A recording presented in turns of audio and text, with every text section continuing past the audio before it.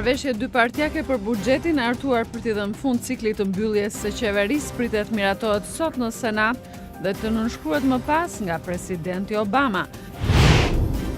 $636 milion, e dyta më e madhja në historinë e llotarive amerikane, do të ndahet mes dy biletave fituese në San Jose të Kalifornisë dhe Atlanta të Georgias. Ylli i Hollywoodit Brad Pitt mbush sot 50 vjeç. Lindur më 18 dhjetor të vitit 1963 në shoni të Oklahomës si William Bradley Pitt, aktori ka ndërtuar një karrierë mjaft të suksesshme për krah bashkëshortes Angelina Jolie dhe 6 fëmijëve të tyre.